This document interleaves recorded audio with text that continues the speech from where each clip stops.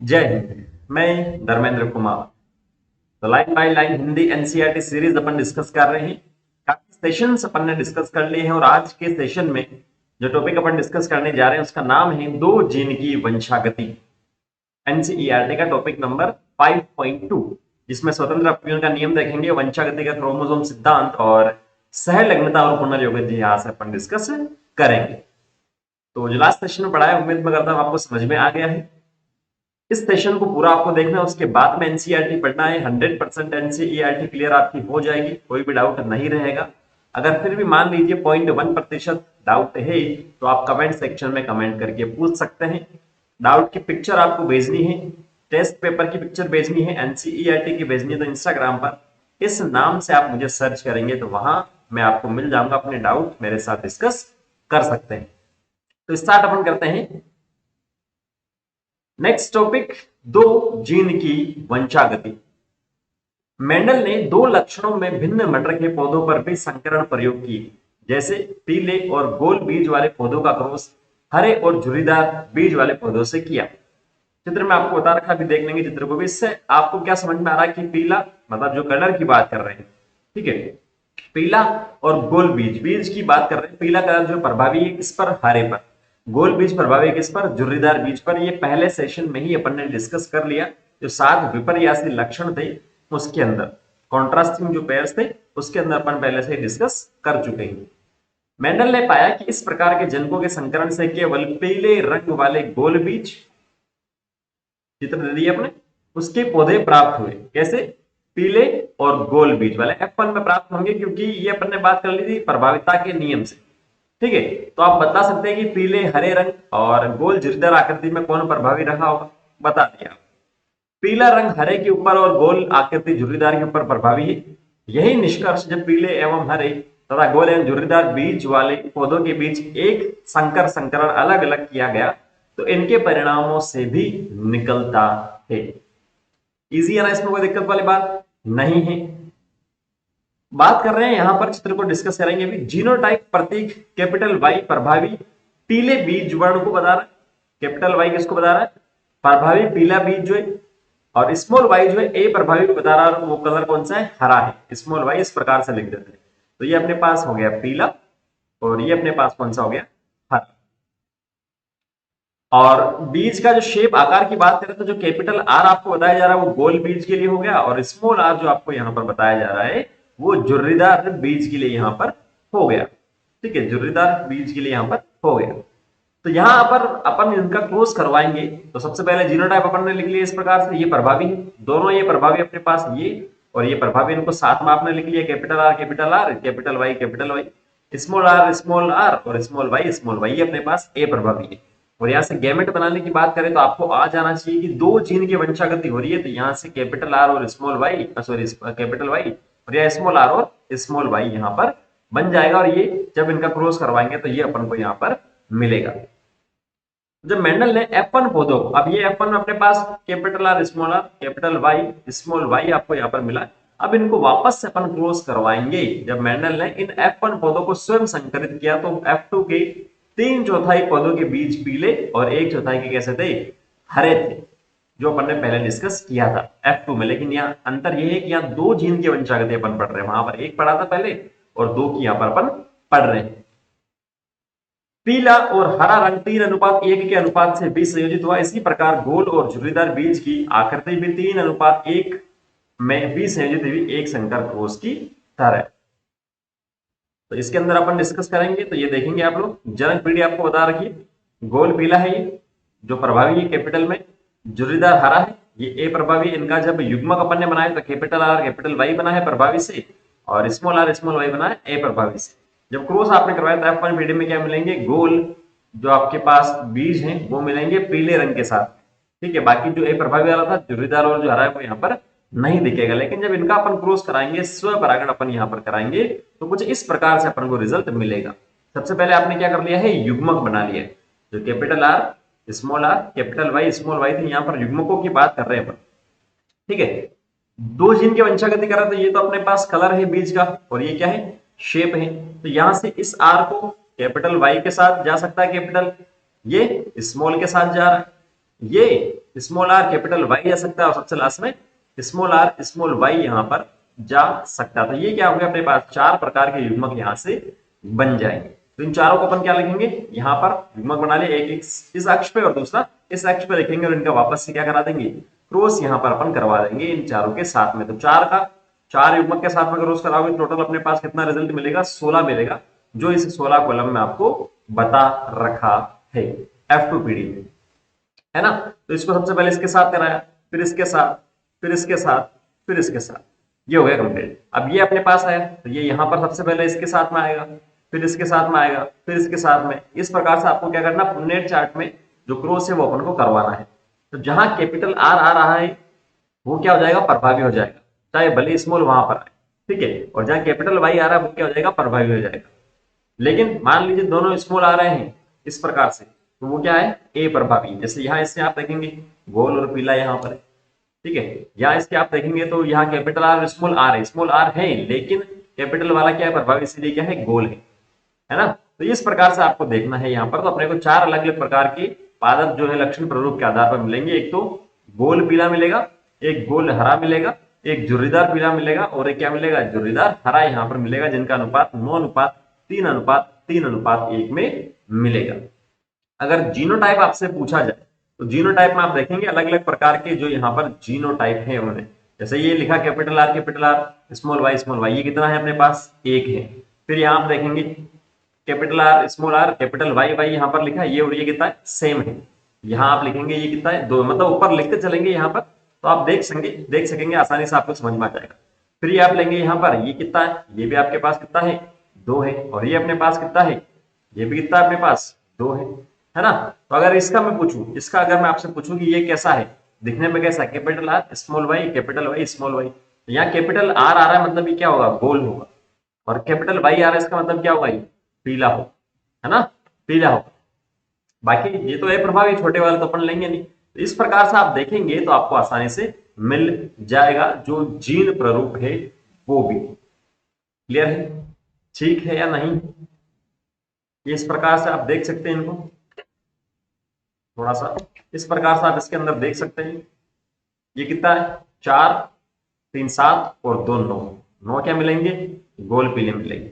उसके बाद में इसको अलग कलर से मैं आपको बताऊं तो इस प्रकार से आप देखेंगे, इन तीनों को ले लो जो कॉर्नर वाले हैं, ठीक है, इन तीनों को ले लेंगे, झुर्रीदार पीले आपके पास हो जाएंगे। उसके बाद में अपन नीचे जो हरे दिख रहे हैं आप इनको ले लो सब, तो यहाँ इनको अपन ने ले लिया ये वाला, तो ये भी आपको 3 मिल जाएंगे और सबसे लास्ट में एक जो मिलेगा वो यहाँ पर हो जाएगा। तो ये क्या अपने पास फिनोटाइप अनुपात यहाँ पर बता रहा है। क्लियर होगा, ये पन्नेट जो चार्ट है वो क्लियर हो गया होगा आपको। अब आगे अपन चलते हैं स्वतंत्र अपीयन का नियम, लॉ ऑफ इंडिपेंडेंट असॉर्टमेंट, जिसे अंग्रेजी में कहते हैं कि एक दूसरे से वो स्वतंत्र अलग हो रहे हैं या नहीं हो रहे।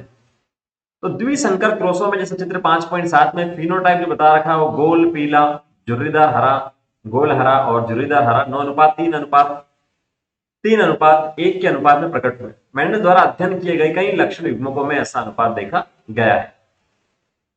तो 9:3:3:1 के अनुपात को ये आपको पहले ही बता दिया, इसमें कोई दिक्कत वाली बात नहीं है। इस व्युत्पन्न को आप ऐसे भी लिख सकते हैं कि 3:1 और ये 3:1।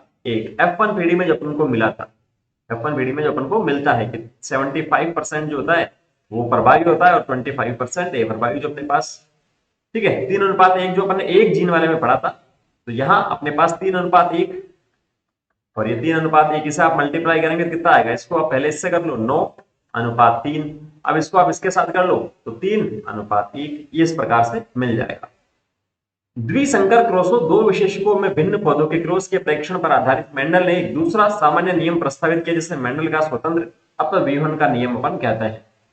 यह नियम कहता है कि जब किसी संकर में लक्षणों के 2 जोड़े लिए जाते हैं तो किसी एक जोड़े का लक्षण विसंयोजन दूसरे जोड़े से क्या होता है, स्वतंत्र होता है। ये बहुत महत्वपूर्ण, आगे एक टेबल आएगी उसमें आपसे पूछेगा कि ये जीन है या क्रोमोसोम है, तो आपको ये स्टेटमेंट बहुत अच्छे से समझ जाना चाहिए कि कोई भी आपके पास क्रोमोसोम की बात करें अपन इस प्रकार से, तो इस पर जो जीन होंगे, ठीक है, वो क्या होंगे, किसी संकर में लक्षणों के 2 जोड़े लक्षण, जैसे एक पीला ले लिया, एक कलर ले लिया अपन ने बीज का, और एक तो बीज का रंग ले लिया अपन ने और दूसरा बीज की आकृति ले ली, शेप ले लिया इसका अपन ने। तो ये 2 लक्षण जो लिए थे तो वो क्या होगा, आकृति वाला इस रंग से स्वतंत्र रूप से क्या होगा, विसंयोजित होगा एक दूसरे से। आ रही बात समझ, एक दूसरे से वो स्वतंत्र रूप से ही अलग होगा। Capital R small Y, capital Y small Y. पौधे में अर्धसूत्रण कोशिका विभाजन स्वरूप अंड और पराग उत्पादन के समय जीन के दो जोड़ी के स्वतंत्र विसंयोजन को समझने के लिए पन्नेट वर्ग का सफलतापूर्वक किया जा चुका है। तो ये इसमें कोई दिक्कत वाली बात नहीं है, सब कुछ अपन ने पढ़ लिया, इजीली समझ में आ गया है। जीन की एक जोड़ी कैपिटल आर और स्मॉल आर के विसंयोजन पर विचार करें तो 50% युग्मकों में कैपिटल आर है और 50 में क्या स्मॉल आर है। ठीक है, इनमें कैपिटल आर या स्मॉल आर होने के साथ साथ एलील कैपिटल वाई और स्मॉल वाई भी है। कैपिटल वाई स्मॉल वाई का विसंयोजन भी इसी प्रकार से होता है कि आपके पास या तो 50% क्या होगा कैपिटल वाला प्रभावी होगा या ए प्रभावी यहां पर अपन को देखने को मिलेगा।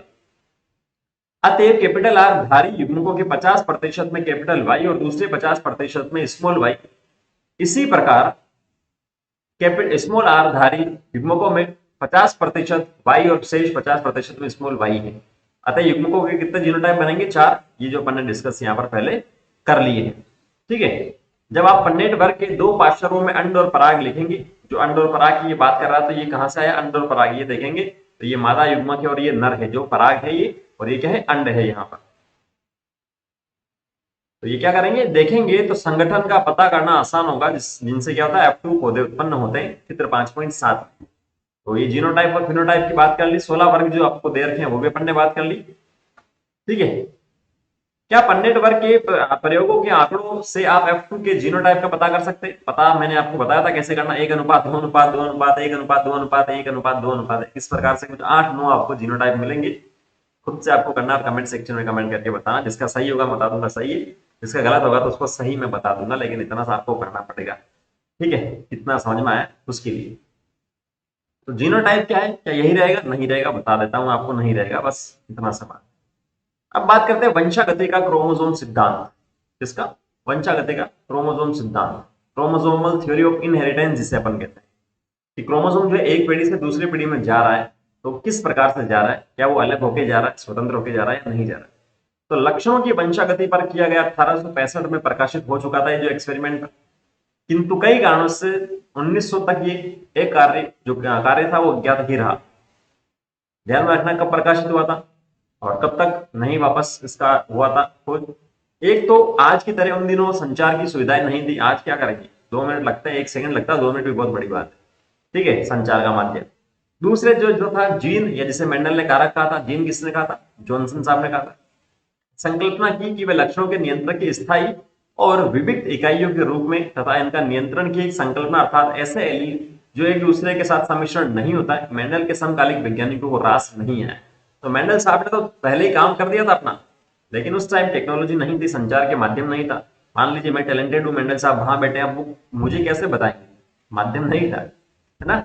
तो उसके बाद में कुछ ऐसा भी मेंडल साहब ने बताया था कि जो आपके पास लक्षणों को नियंत्रित करने की जो बात कर रहे हैं, जो इकाइयां जो है वो क्या है, स्थायी और विविक्त है, जो उस समय के वैज्ञानिकों को समझ नहीं आया कि ये साथ साथ में सम्मिश्र नहीं होते, एक दूसरे के साथ में मिक्स नहीं होते, क्योंकि ये लोग प्रकृति की विविधता के आभासी स्वतंत्र रूप से परिचित थे।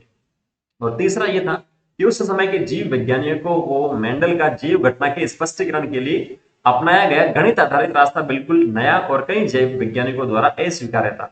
उन्होंने, बाकी साइंटिस्टों ने बोला कि बायो में आप मैथ्स कैसे लेके आ सकते हो, इज इट पॉसिबल, क्या ये संभव है। उन्होंने बोला था संभव नहीं है, हमें समझ में नहीं आ रहा, तो ये आपका काम भी क्या है, गलत है। और अंत में भले ही मेंडल का कार्य ये इंगित करता था कि कारक विविध इकाइयां होती है, फिर भी इनकी उपस्थिति का भौतिक प्रमाण नहीं दे पाए।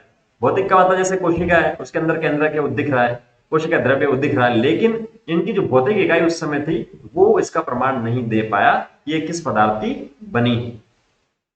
उसके बाद में 1900 में 3 वैज्ञानिक आए, यहां से प्रश्न पूछा गया, ध्यान में आपको रखना है, जिन्हें डिवरिस, ह्यूगो डिवरिस, पॉल कोरेंस और वॉन शेरमान ने स्वतंत्र रूप से लक्षणों की वंशागति संबंधी मेंडल के परिणामों की पुनः खोज की। और इस समय माइक्रोस्कोपी या सूक्ष्म दर्शन की तकनीक में प्रगति भी होती जा रही थी। ठीक है, अब सूक्ष्मदर्शी वहां पर विकास हो रहा था। अब इन्होंने सोचा कि यार इतना सब कुछ ये गलत तो नहीं हो सकता, क्यों ना उनको वापस से अपन खोज करें। तो वैज्ञानिक सावधानी से कोशिका विभाजन देखने में समर्थ हो चुके थे, किसकी वजह से, माइक्रोस्कोप की वजह से। कोशिका केंद्रक में एक संरचना की भी खोज हो चुकी थी, जो कोशिका विभाजन के पहले द्विगुणित और विभाजित भी होता है, इनको क्रोमोसोम कहा गया। सेल वाले चैप्टर में आपने पढ़ा ना कि एक तो केंद्रक विभाजन होता है और एक कोशिका द्रव्य विभाजन होता है। तो कोशिका विभाजन की दो प्रावस्था, तो केंद्रक द्रव्य विभाजन, केंद्रक विभाजन हो रहा है, उससे पहले गुणसूत्रों की संख्या बढ़ती है, वो डबल होती है। ठीक है, तो इसे क्रोमोसोम कहा गया था, जब खोज की गई थी वो द्विगुणित था। और कलरफुल जो पार्ट था उसके लिए अपन शब्द आपको ध्यान में रखना है, रंगीन काय। कौन सा काय? रंगीन काय। 1902 तक अर्धसूत्री कोशिका विभाजन के दौरान क्रोमोसोम की गति का ज्ञान हो चुका था कि गुणसूत्रों का मूवमेंट होता है, मध्य पटलिका पे आते हैं और कोशिका भित्ति वगैरह वो सब विजुअल होता है एक तरह से। उसके बाद में क्या होता है, अपोजिट जो है पोल वहां पर जाते हैं, तो ये एक तरह से क्या थी, गति ही थी। वॉल्टर सटन और थियोडर बोमेरी ने देखा कि क्रोमोसोम का व्यवहार भी जीन जैसा ही है। ठीक है, उन्होंने क्या बोला, क्रोमोसोम और जो जीन है उनका व्यवहार भी कैसा है, एक जैसे ही है। इन्होंने मेंडल के नियमों तालिका में आपको बता रखा आगे, वो क्रोमोसोम की गतिविधि द्वारा समझाया। उससे पहले आप देखेंगे इसको, तो 4 क्रोमोसोम वाले कोशिका में अर्धसूत्रण और जनन कोशिका उत्पादन देख सकते हो कि कैसे क्रोमोसोम बनता है, जनन कोशिका में जाता है।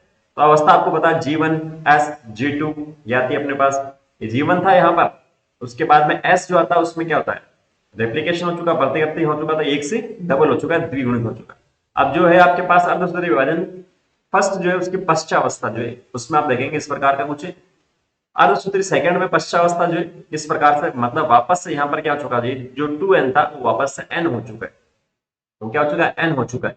जैसे अपन बात करें जनन कोशिका लेकर, तो इसमें स्पर्म ले लेते हैं, ओवम ले लेते हैं, अंडा ले लेते हैं, जो ए गुणित है ना। तो ये समजात गुणसूत्र बनते हैं पहले, उसके बाद में क्या होता है, वापस से जनन कोशिका में जो गुणसूत्र है वो अलग होता है और ए गुणित वहां पर हो जाते हैं। तो जीन के समान गुणसूत्र भी युग्म में देखे गए और एक एलील के दोनों जीन समजात गुणसूत्रों के समजात स्थान पर विद्यमान होता है कुछ इस प्रकार से। ये कोई गुणसूत्र है, ये गुणसूत्र है, ये दूसरा गुणसूत्र है, समजात है। ठीक है, लगभग दिखने में सेम है, कार्य में लगभग सेम है, तो एक नर सा है दूसरा मादा सा है, वो समजात गुणसूत्र है। तो इसने कहा समजात गुणसूत्र के सेम ही है, जीन वगैरह की बात कर रहा है। तो यहां जैसे मान लीजिए ये आपके पास है, कैपिटल ए है जो प्रभावी है, और यहाँ जो होगा वो क्या होगा, ए प्रभावी होगा, स्मॉल ए है। ये एक जीन की बात की। ऐसे इस क्रोमोसोम पर बहुत सारे जीन हो सकते हैं जो अलग अलग लक्षणों को निर्धारित करते हैं। तो इसने यही कहा कि जीन के समान गुणसूत्र भी क्या होता है, युग्म में होते हैं। और एक एलील के दोनों जीन समजात गुणसूत्रों के समजात स्थान पर, अभी जो कैपिटल ए मैंने लिखा है, स्मॉल ए यहाँ लिखा, तो इसका मतलब ये नहीं कि स्मॉल ए यहाँ जाएगा, समजात स्थल यहाँ पर होना चाहिए, एक ही जगह यहाँ पर होनी चाहिए, जरूरी है। तभी ये टेबल आप आसानी से समझ पाएंगे। क्रोमोसोम और जीन के व्यवहार की तुलना इसने की है। तो ए इसने लिखा है, अब इसमें पता करना है कि ए क्या है और बी क्या है। ठीक है, ए इसने लिखा है जोड़ों में होते हैं और बी भी क्या होता है, जोड़ों में होता है। तो क्रोमोसोम की बात करते हैं, ये भी जोड़ों में होता है, समजात गुणसूत्र की बात कर रहे हैं, और जीन की भी अपन ने बात कर ली, एलील वगैरह।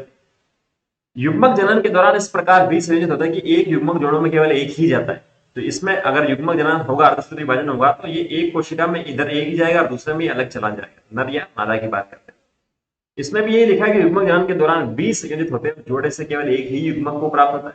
सही बात है। जीन की बात करें तो जीन भी यहां से जो होगा वो इसमें अलग चला जाएगा और इसमें अलग यहां पर चला जाएगा। तीसरे पॉइंट से आपको समझ में आ जाएगा कि ये क्या कहना चाह रहा है।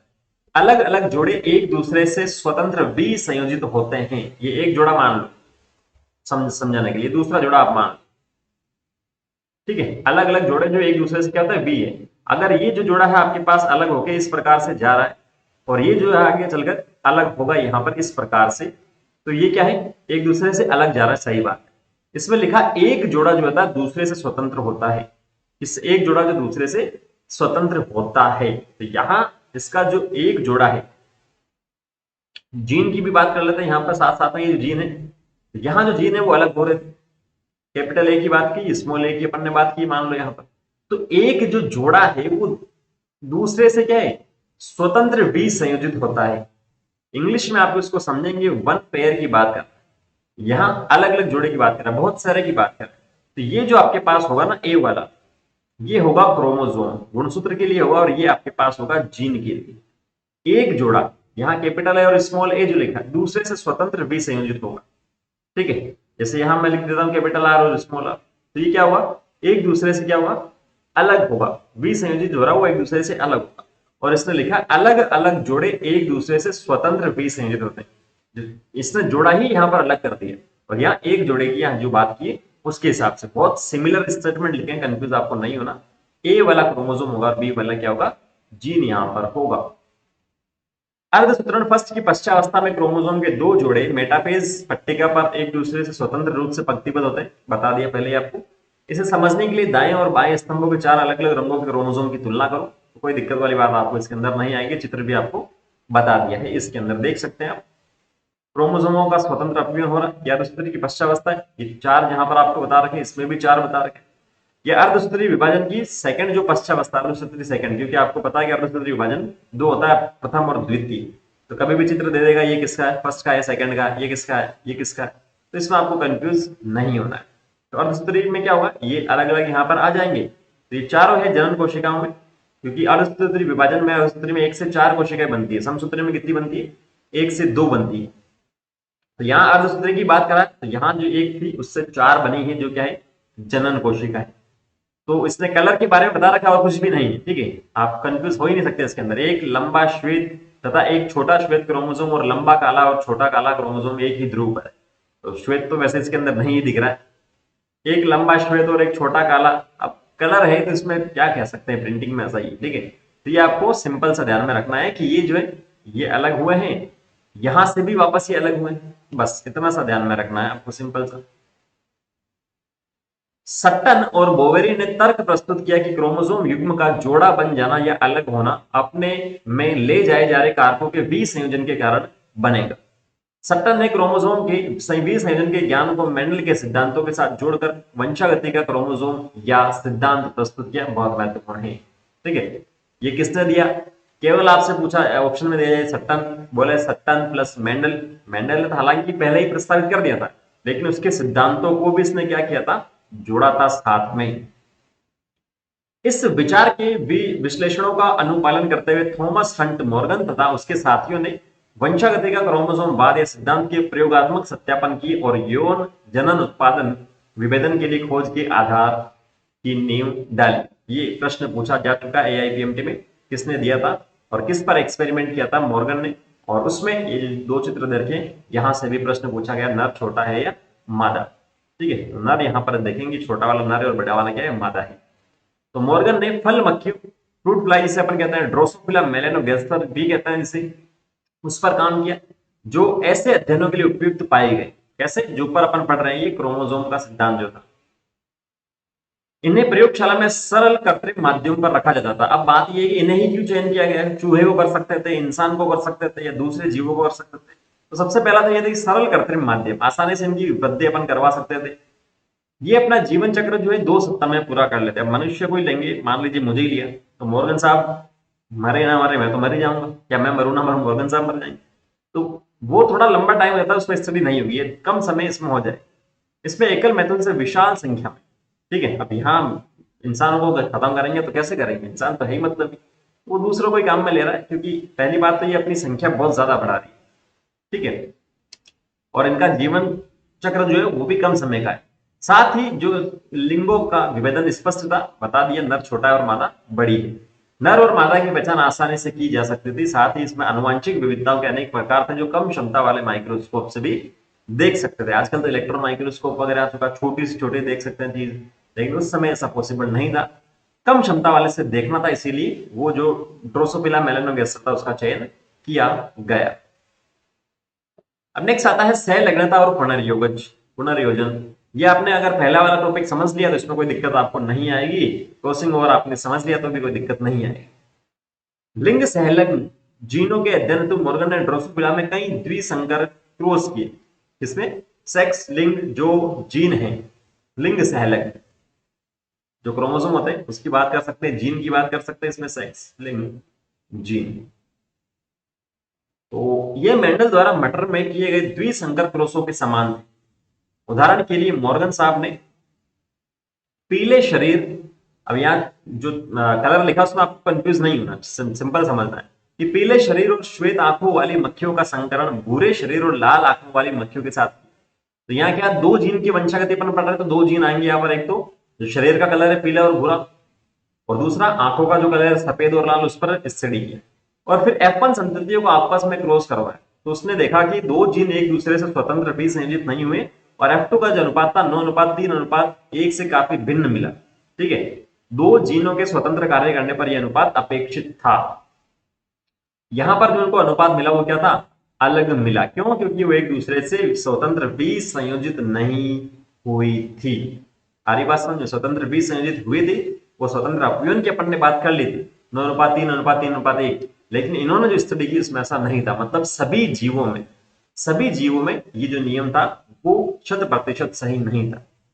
मॉर्गन और उसके सहयोगी जानते थे कि जीन क्रोमोसोम में स्थित है, ये अपन भी जानते हैं, अगले सेक्शन में समझाया गया। और इन्होंने शीघ्र ही ये भी जान लिया कि जब द्विसंकर क्रॉस में दो जीन जोड़ी एक ही क्रोमोसोम पर है, ये मान लो ये कैपिटल आर था, ये स्मॉल आर था, ये कैपिटल वाई था, ये स्मॉल वाई था, मान लो ऐसा, ठीक है। वैसा वैसा है, यहाँ सिंपल से मान लो ये कैपिटल आर और कैपिटल वाई था, और यहाँ इस प्रकार से कुछ था।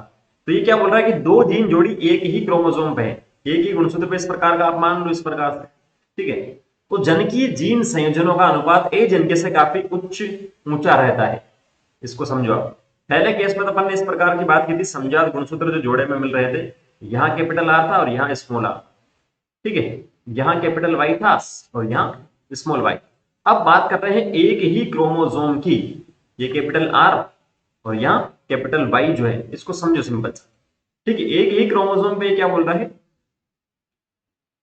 कि दो जोड़ी जीन, एक ही क्रोमोसोम पे दो जोड़ी जीन एक ही क्रोमोसोम पे, तो पहले वाले में क्या है, सिंपल समझो, पहले वाले में डिस्टेंस ज्यादा है तो एक दूसरे से जुड़े कम रहेंगे, जबकि दूसरे केस में क्या डिस्टेंस कम है तो एक दूसरे से क्या रहेंगे, ज्यादा जुड़े रहेंगे। तो यही इसने बताया कि जनकीय जीन संयोजनों का अनुपात ए जन के प्रकार से काफी उच्च है। मॉर्गन ने इसका कारण दो जीनों का भौतिक संयोग या जुड़ा होना बताया। तो यहाँ जो नीचे वाला बताया जा रहा है, तो ये एक दूसरे से क्या है, मान लो ये बताया जा रहा है, ये एक दूसरे से क्या हुआ, जुड़े हुए हैं, क्या है, एक दूसरे से जुड़े हुए हैं। या इनको देख लो, आप केवल समझा रहा हूं मैं आपको, केवल मैं समझाने के लिए ऐसा बोल रहा हूं, इनको देख लो आप जुड़े हुए हैं एक दूसरे से। तो इसके लिए एक दूसरे से जुड़े हुए के लिए अपन ने क्या, मॉर्गन साहब ने शब्द यूज में लिया सहलग्नता, लिंकेज, जो एक ही क्रोमोसोम की जीन जोड़ियों के साथ होने का दर्योत्तम करता है। साथ ही ए जन की जीन संयोजनों के उत्पादन को पुनर्योगज कहता है। अब यहाँ मान लो ये अलग अलग क्रोमोसोम है, अब इसके साथ में इस प्रकार से जुड़ाव की बात करेंगे, या इसको ले लो या इसको क्रॉस कर लो किसी प्रकार से, तो यहां जब एक दूसरे से जुड़ेंगे तो उसे अपन कहेंगे रिकॉम्बिनेशन, पुनर्योगज। रिकॉम्बिनेशन, पुनर्योगज, एक दूसरे के साथ में जुड़ रहे हैं, वो साथ में है नहीं, वो जुड़ रहे हैं। लेकिन इसमें बात करेंगे तो ये जो है ये आपके पास जुड़ा हुआ है, तो ये सहलग्न है, ये साथ साथ में जुड़े हुए यहाँ पर, लेकिन ये क्या है, रिकॉम्बिनेशन है। आ रही बस, चित्र में बता रखा, चित्र कोई दिक्कत वाली बात नहीं। मॉर्गन और उसके दल ने यह भी पता किया कि एक ही क्रोमोसोम में स्थित होने पर कुछ जीन जोड़ी में अधिक सहलग्नता थी और पुनर्योगज बहुत कम था। अब यहाँ जो है ये सहलग्नता इसके अंदर दूसरे वाले केस में ज्यादा है, तो पुनर्योगज क्या है, कम है। दूसरे पहले वाले केस में क्या है, पुनर्योगज ज्यादा, सहलग्नता क्या है, कम है। बस इतना सा आपको ध्यान में रखना है। उदाहरण के लिए उसने पाया कि श्वेत और पीली जीन जोड़ी में सहलग्नता अधिक थी और उसका पुनर्योगज 1.3% था, ये तो याद रखना ही आपको। जबकि श्वेत और लघु पंख जीन वाली का पुनर्योगज अनुपात 37.2% था, अर्थात इसमें सहलग्नता कम थी। समझा दिया, आपको समझ में आ गया होगा। मॉर्गन के शिष्य एल्बर्ट एस्टिवेंट ने एक ही क्रोमोसोम के जीन युग्मों को पुनर्योगज आवृत्ति और जीनों के बीच की दूरी का माप कर जो क्रोमोसोम में इसकी स्थिति के चित्र या रिकॉम्बिनेशन मैप बना दिए। एक ही क्रोमोसोम था जिसपे ये जीन था, ये जीन था, ये जीन है, ये है, तो इसके बीच में जो डिस्टेंस थी उसके आधार पर इसने क्या कर दिया, एक मैप बना दिया, मानचित्र बना दिया, जिससे कहा गया रिकॉम्बिनेशन मैप। किसने बनाया, ध्यान में आपको रखना है, पूछ सकता है। एल्बर्ट स्टर्टिवेंट ने बनाया। आजकल पूरे जीनोम के अनुक्रम के निर्धारण में आनुवांशिक नक्शे बहुत अधिक काम में लाए जा रहे हैं। ऐसे ही बाद में मानव जीनोम अनुकरण परियोजना में भी वर्णित किया गया 6ठे चैप्टर। इस चित्र को आप देख सकते हैं, कोई दिक्कत वाली बात नहीं आएगी। ये क्रॉस कर रहे हैं इसके बीच में, नर और ये मादा था, जनकी है, ये पीला श्वेत, ये वन्य प्रकार जो दूसरा है।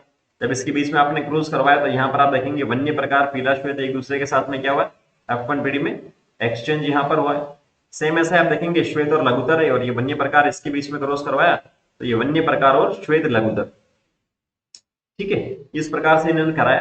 तो यहाँ जो है जनकीय प्रकार आपको मिला 98.7% और पुनर्योगज जो मिला 1.3% मिला था। यहाँ जनकीय प्रतिशत 62.8 मिला और यहाँ पुनर्संयोजी जो था वो 37.2 आपको यहाँ पर मिला है, जो अपन ने थ्योरी में भी डिस्कस किया है। आ रही बात समझ में या नहीं आ रही, ठीक है। ये प्रभावी था ना यहाँ पर, ये प्रभावी था। बस इतना सा फर्क आपको ध्यान रखना। बाकी क्रॉस जो करवाया एक ही क्रोमोसोम की जो बात की थी वहां पुनर्योजन जो है वो ज्यादा होगा, रिकॉम्बिनेशन कम होगा। सेम वही आपको बता रहा है। F2 पीढ़ी में आप देखेंगे तो ये वन्य प्रकार था, श्वेत था, ये पीला श्वेत और ये पीला यहाँ पर मिल गया। इसके अंदर ज्यादा कुछ है नहीं चित्र के अंदर, थ्योरी आप आसानी से समझो पहले तो चित्र भी क्लियर हो जाएगा। सेलेक्ट में बताया कि इसने जो किए गए दो संकर द्विसंकर क्रॉसों के परिणाम में क्रॉस ए में जीन वाई स्मॉल वाई और डब्ल्यू के बीच में संकरण दिखाया गया, जबकि क्रॉस बी में स्मॉल डब्ल्यू और एम जीनों के बीच संकरण दिखाया गया है। जैसे आप देखेंगे इसके बीच में डिस्टेंस कम है, इन दोनों के बीच में डिस्टेंस कम है, ये एम के ऊपर प्लस लगा रखा, ठीक है। तो जहां डिस्टेंस कम है वहां पर क्या होगा, पुनर्योगज या रिकॉम्बिनेशन कम होगा, है ना। पुनर्योगज रिकॉम्बिनेशन कम होगा, लेकिन डिस्टेंस ज्यादा है, मान लो यहाँ और यहाँ की बात करें इसके बीच में कुछ होगा, तो यहाँ पर क्या होगा, ज्यादा होगा पुनर्योगज। सहलग्नता इसके बीच में, मान लो इसके बीच में क्या सहलग्नता ज्यादा है। ये कुछ ऐसा आपको समझना है चित्र से। यहाँ प्रभावी वन्य प्रकार के एलील को प्लस से दिखाया गया है, यहाँ देखेंगे डब्ल्यू स्मॉल डब्ल्यू के ऊपर प्लस, यहाँ ये प्लस जो है वो प्रभावी आपके पास है। और नोट कीजिए कि स्मॉल वाई और स्मॉल डब्ल्यू के बीच स्मॉल डब्ल्यू और एम की अपेक्षा अधिक सहलग्नता अधिक बलवती है, ठीक है। ये किसके अंदर सहलग्नता ज्यादा होगी, सिंपल सा बता दिया मैंने आपको, सहलग्नता ज्यादा किसमें होगी, जहां पर डिस्टेंस कम होगी, एक ही क्रोमोसोम के जो जीन होंगे वहां सहलग्नता ज्यादा होगी। अलग अलग के दूसरे हैं तो वहां पर क्या होगा, जो आपके पास पुनर्योगज की जो बात कर रहे हैं, रिकॉम्बिनेशन की बात कर रहे हैं, वो क्या होगा, ज्यादा होगा। क्लियर है, इतनी सी बात क्लियर हो गई। इस थ्योरी को पढ़ के चित्र आप आसानी से समझ सकते हैं। नहीं समझ में आता तो कमेंट सेक्शन करके कमेंट में मुझे बताएंगे, वैसे आ जाएगा, ठीक है। तो आज के लिए अपन इतना ही करेंगे, इस सेशन को अपन यहीं अपन कंप्लीट करते हैं। उम्मीद मैं करता हूँ कि आपको समझ में आया है, आसानी से एनसीईआरटी का शब्द एक एक शब्द समझ में आ गया होगा आपको। फिर भी आपको कोई डाउट रहता है तो प्लीज डू कमेंट कीजिए, मुझे अंग्रेजी नहीं आती, कमेंट में पूछिए। डाउट की पिक्चर आपको भेजना है तो इंस्टाग्राम पर इस आईडी पर आप भेजिए मुझे, ठीक है, MYDHARMEN और एनसीईआरटी। तो मिलते हैं नेक्स्ट सेशन में नए टॉपिक के साथ में। Thank you, all the very best, जय हिंद।